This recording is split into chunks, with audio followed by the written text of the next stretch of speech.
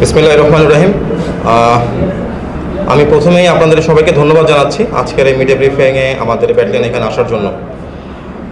আপনারা অবগত আছেন, গত 14ই আগস্ট 2025 তারিখ ভোর আনুমানিক 5:28 সময় রাজধানী ঢাকার বনানীতে 360 সীসা লাউঞ্জ নামক প্রতিষ্ঠানে একটি যুবককে ছুরিকাঘাতে হত্যা করা হয়। গত 14ই আগস্ট 2025 তারিখ বনানী থানা এলাকার ইন্টারনেট ব্যবসায়ী রাহাত হোসেন রাব্বি তার বন্ধু নুরুল ইসলাম খোকন সহ বনানী থানাধীন 11 নং রোডস্থ হাউস নাম্বার 100 লিফটের 4 তলায় অবস্থিত 360 সীসা লাউঞ্জে প্রতিষ্ঠানে যায়। গত 14ই আগস্ট 2025 তারিখ আনুমানিক ভোর 5:28 সময় উক্ত ভবনের 4র্থ তলা থেকে সিঁড়ি দিয়ে নেমে দ্বিতীয় তলায় আসার সময় আসামি মুন্না এবং মাসুদুর রহমান হামজা ভিকটিম রাহাত হোসেন রাব্বির পথরোধ করে দাঁড়ায়। তখন ভিকটিম রাহাত মুন্নাকে চিনতে পেরে বলে যে, মুন্না, তুই এখানে এই সময় কি করছিস? উক্ত কথা বলা মাত্রই ভিকটিম রাহাতের সাথে আসামি মুন্না এবং মাসুদুর রহমান হামজার তর্ক বিতর্ক শুরু হয়। তর্ক বিতর্কের এক পর্যায়ে আসামি মুন্না তার পাঞ্জাবির পকেটে থাকা ধারালো চাকু বের করে ভিকটিম রাহাতকে হত্যার উদ্দেশ্যে উপর্যুপরি আঘাত করে ঘটনাস্থল ত্যাগ করে। ভিকটিম রাহাত ডাক চিৎকার দিলে আশেপাশে থাকা লোকজনের সহায়তায় ভিকটিমকে রক্তাক্ত জখম অবস্থায় সিএনজি যোগে চিকিৎসার জন্য কুর্মিটোলা জেনারেল হাসপাতালে নিয়ে গেলে কর্তব্যরত চিকিৎসক পরীক্ষা নিরীক্ষা শেষে তাকে মৃত ঘোষণা করেন। উক্ত ঘটনা বিভিন্ন প্রিন্ট এবং ইলেকট্রনিক্স মিডিয়ার ব্যাপক প্রচারিত হয় এবং এলাকায় ব্যাপক চাঞ্চল্য তৈরি করে। পরবর্তীতে এই হত্যাকাণ্ডের ঘটনায় জড়িত আসামিদেরকে গ্রেপ্তারের জন্য র্যাব 1 CPC 1-এর আভিধানিক দল বিষয়টি আমলে নিয়ে ছায়া তদন্ত শুরু করে এবং আসামিদেরকে গ্রেপ্তারের জন্য গোয়েন্দা নজরদারি বৃদ্ধি করে। ঘটনাস্থল এবং আশেপাশের সিসিটিভি ফুটেজ দেখে যা সংগ্রহপূর্বক বিশ্লেষণ করে আসামি শনাক্ত করতে সক্ষম হয়।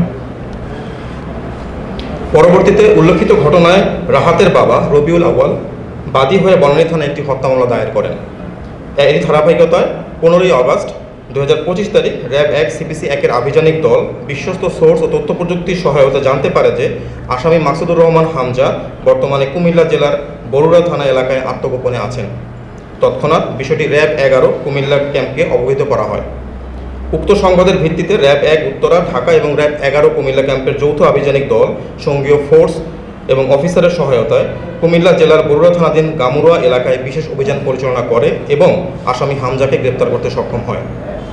গ্রেপ্তারকৃত আসামি হামজাকে প্রাথমিক জিজ্ঞাসাবাদে সে জানায় ঘটনার সাথে জড়িত অন্য আসামি মুন্না তার আশেপাশে অবস্থান করছে।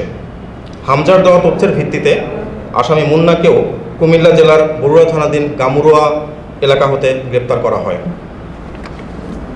উল্লেখ্য যে বর্ণিত হত্যা মামলা রুজু হওয়ার পর অতি দ্রুততার সাথে উক্ত ঘটনার সাথে প্রত্যক্ষভাবে জড়িত আসামি মুন্না এবং হামজাকে গ্রেপ্তার করতে সক্ষম হয় র্যাপিড অ্যাকশন ব্যাটালিয়ন র্যাব 1।